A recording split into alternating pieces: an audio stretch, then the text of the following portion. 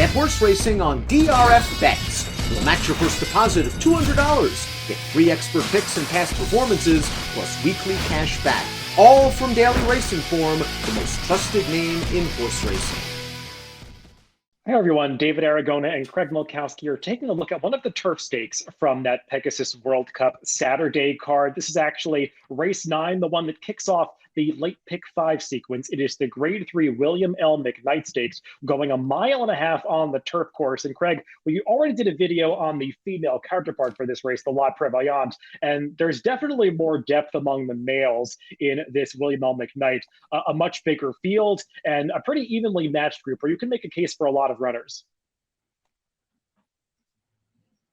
You definitely can. As a speed figure guy, I'm a little bit excited that they're actually going to run 2 12-furlong turf races, hopefully on the same rail setting, because normally I have to read these races in isolation, but it wouldn't be too tough for a race like this, because as you say, we got a pretty deep contentious field with older veteran runners who have plenty of history to go on. So it's a race I'm looking forward to, both as a fan and as a bettor. Let's throw up the field for this race. We have 12 runners signed on, including one also eligible entrant in this field. So fully subscribed, going 1.5 mile distance. And Craig, I don't think we have a real standout here. I haven't seen the morning line yet. I don't know who is going to be pegged as the favorite. This is not a race that I would want to make a morning line for because there are so many ways to go. But I would say 2 of the most accomplished runners in here are both 9-year-olds. That would be the number 7 Channel Maker, as well as the number 11 Red Knight. Kind of rare to see 2 horses on the cusp of their 10th birthdays running in a graded stakes like this. But that's the case with these 2 old timers.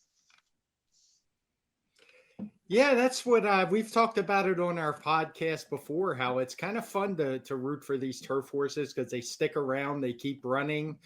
You get some veteran campaigners, the war horses like the ones in here. And we also got the top 2 finishers from this very race last year in Abon and Temple. Let's take a look at the Timeform US pace projector to see if we can make some sense of how these horses could sort themselves out in the early stages. And Craig, these marathon situations, it's a scenario where the pace projector tends to struggle a little bit because the paces can vary so much in these long distance races, and it can mess up the running styles of how fast the horses are going early. So you will see a horse like the number 7 Channel Maker shown back in 5th place. I'm not sure the connections would want to see him all the way back there. Also, a horse like the number 4 Abon, who did win this race in gate to wire fashion last year, not shown on the lead. Instead, we have a couple of horses stretching out in distance, shown 1st and 2nd, Time for Trouble and Harlan Estate. They'll both be trying to go this 1.5 miles for the first time. Yeah, as the person largely responsible for developing the pace projector, I'd take no offense whatsoever at that. I wish I had better answers for these distances. They're just the most chaotic races when you come to the pace. And I think part of that is because they go so slow on the front end. Most of the time, they're really trying to slow it down to get the distance, that it becomes a jockey's thing. Literally every horse in the field could be up on the front if the jockey urged them with the kind of paces they're going to set. So it's a tough win, and while I still do look at the pace projector to get an idea, I give a little more leeway to my handicapping and kind of insert my own opinions in. And I would tend to agree with some of the things you mentioned. I wouldn't be surprised at all if the 4 and 7 are up on the front end. Let's also take a look at one of the new features in Timeform US. That is the finish projector. You can find this in your DRF mobile PPs by tapping on the Timeform US tab and toggling over from the pace projector to the finish projector. And this is basically a visual representation of the Timeform US power picks that are selected by the Timeform US algorithm that you might be familiar with from the classic Timeform US PPs. And not a big surprise, Craig, to see the algorithm selecting Channel Maker here. He's a horse who has run in a lot of Grade 1 races. He's got some big speed figures going back over the past few seasons. So it wouldn't be a shock to see him win here, though he hasn't had the most success at Gulfstream in the past. No, and he's a horse who lately hasn't won all that much. I did find an interesting tidbit when I was looking through these past performances. Others probably noticed it, but he's actually been the top finishing American male in the last 3 Breeders' Cup turfs.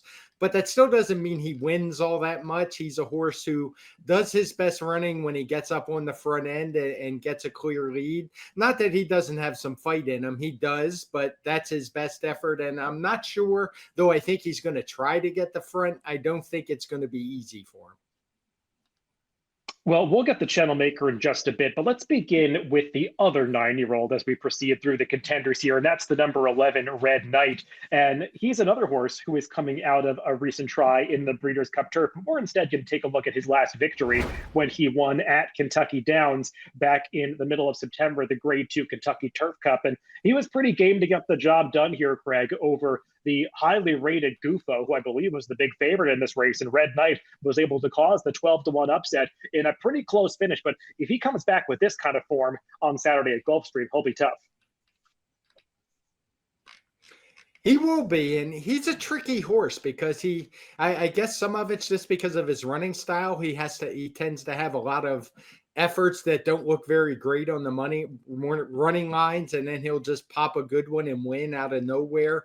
I do worry about Gulfstream Park. I realize he's won at this track before, but at his older age now, a horse who just tends to drop out of it and make a big run, that's a style which hasn't had a lot of success this year so far at Gulfstream.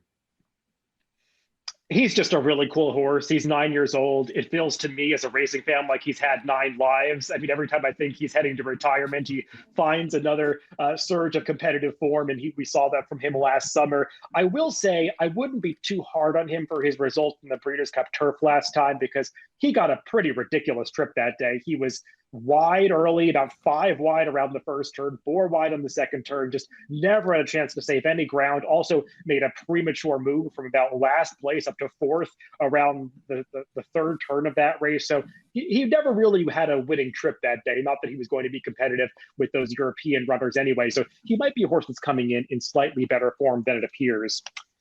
The other 9-year-old that we already talked a little bit about is that number 7, Channel Maker. And we'll take a look at the last time that he crossed the finish line first. That was in the Grand Couturier against a slightly weaker field at Belmont back in July. And like you were saying, Craig, he doesn't win that often these days, but he always tries his heart out. This is a really likable horse. He's been at the top of this division for so many years. And when he's in the fight in the final 8th of a mile, you know that he's going to try to get his nose on the wire first.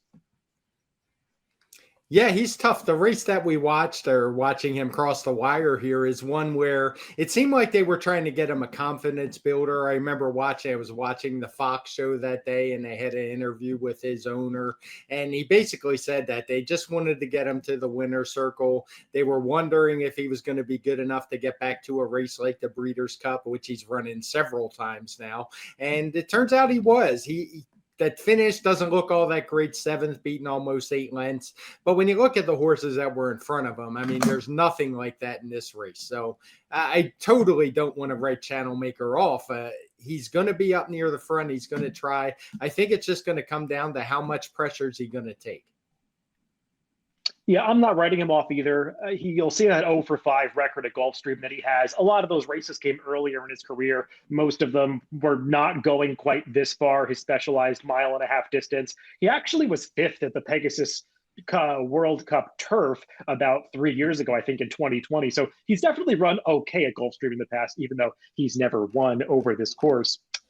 We do have a horse that Channel Maker faced a few starts back at Keeneland in this race, and we'll take a look at that race as Temple was 2nd 2 back in the Sycamore. And this was a race that featured a blanket finish. Highland Chief won it. It felt like there was a 7-horse photo for second that day as Temple was able to just get up for the place honors. But I think the problem with Temple, Craig, is that in 2 of his last 3 starts surrounding the 2nd place finish, he just hasn't shown up at all.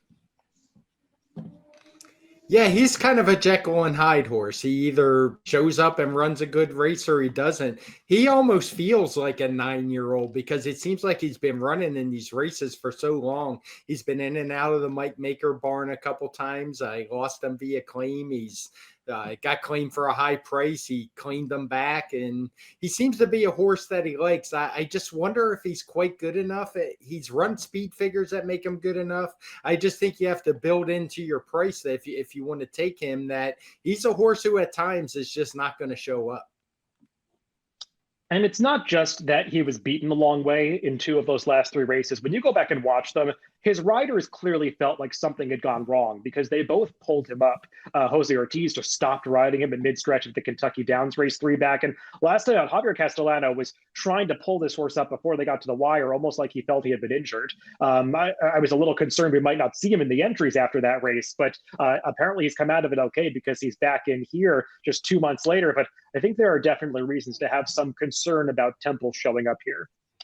Let's move on to the horse that won this race last year, as Craig noted towards the top of this preview, the number 4, Abon. And let's go back to last year's McKnight and take a look at him in all of his glory coming into the stretch with that 4-length lead, and they just could not catch him on this day, as actually is Temple rallying up into second to finish behind Abon. And if Abon is able to return to this kind of effort, Craig, he'll be pretty tough. I just think you have to worry about what kind of form he's in right now.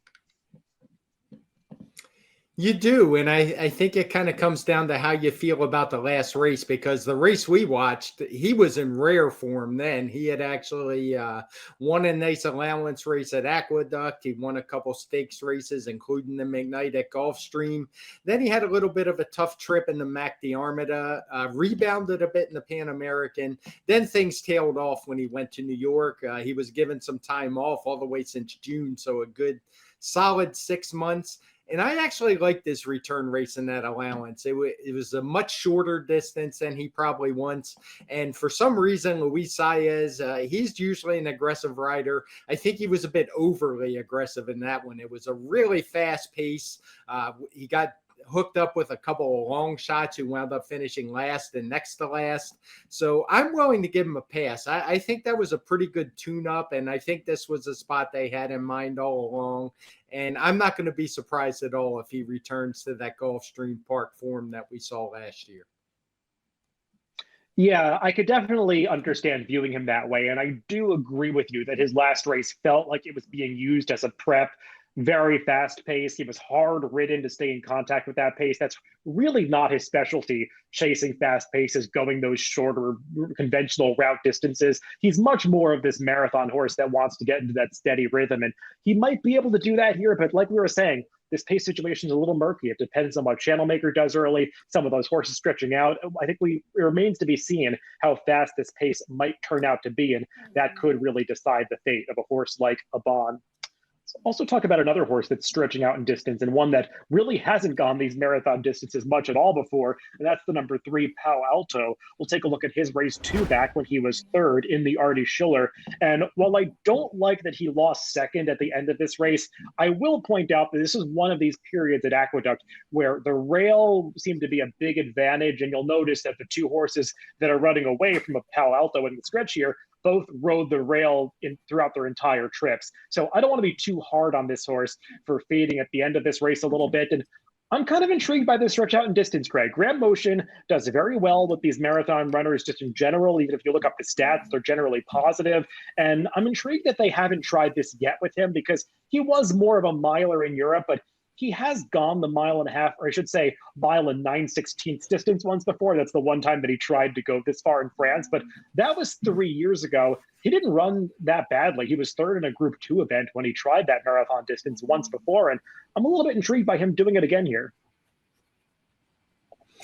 I was impressed with his debut at Pimlico back in September. He ran a very good second to a pretty solid horse in Set Piece. Set Piece is one that does very well in grade 2s and grade 3s. This is probably too far for him, but this kind of quality field, he would be a standout if it were the right distance. So I was looking for big things from Palo Alto, and it didn't really materialize. He hasn't had a whole lot of pace to run into. You can see the 2 and 3 races have the blue fractions. He wasn't able to finish late. Not sure what happened in the Fort Lauderdale last time. I do know City Man ran very well that day, but I'm with you. If you like Palo Alto, you have to be thinking that the distance is going to suit him, because it's been a long time, as you mentioned, since he's been given the chance. Yeah, I agree. The Fort Lauderdale leaves something to be desired, but he really had no chance at all in those two prior races at Aqueduct. Just paces and racetrack profiles that were severely working against him both times. One more horse to talk about is Value Engineering, drawn towards the outside. And this is a horse that had been in Chad Brown's barn for a long time, but switched into Mike Maker off a private purchase in his last start, or I believe an auction purchase. And we'll take a look at that race when he went out for Mike Maker in the H. Allen Jerkins. And this race, I believe, was taken off the turf, and that's why it ended up being run on the Tapeta surface. But I think the feather in his cap is that he showed that he handles a marathon distance without issue. He's actually cutting back a furlong in this spot. Yeah, that was the big thing with him. He's a horse who had a pretty good reputation when he started. I think some higher things were expected. They never really materialized. Maybe this is what he wanted all along. You'll note that we don't show a speed figure. There is actually a speed figure. There was a clerical error there, with the cleric being me, who messed up and didn't get it in time. But it will be there by the time the PPs show up for Saturday. And it's a 117, which is similar to what he saw on grass. So we already know he can handle grass when he runs his best races. I just wonder if he's quite quick enough. But the distance move was certainly a good sign. Well, let's take a look at our top picks in this William L. McKnight. And Craig, you're going to try to repeat the success of last year with the number 4, Abon. Second off the layoff, he's definitely getting back out to the right distance. Yeah, it's you said the pace is a bit murky, and I agree, but he did show a little bit last year that he could rate a little bit off the pace and ran okay. It's not like he was on the lead in the McKnight last year. He ran a good second to Gufo in the Pan American when he was tracking what was a fast pace. So I was more impressed, looking for a rebound off of that good tightener that he had set in that, or tracking that really fast pace in his return race. And I'm going for a bigger price with the number 3, Palo Alto. I haven't seen the morning line yet, but I'm assuming this horse is going to be a fair price in this race. And before U.S. starts, I just don't think the form is nearly as bad as it seems, especially recently. I talked about those 2 Aqueduct races, and I'm intrigued by the stretch out. There's definitely the pedigree there, and his one prior start going this marathon distance I didn't think was bad at all. So I'm intrigued by Frankie Dettori pairing up with Graham Motion on Palo Alto in Saturday's William L. McKnight at Gulfstream Park on that Pegasus World Cup Day undercard. Good luck if you're playing the races this weekend.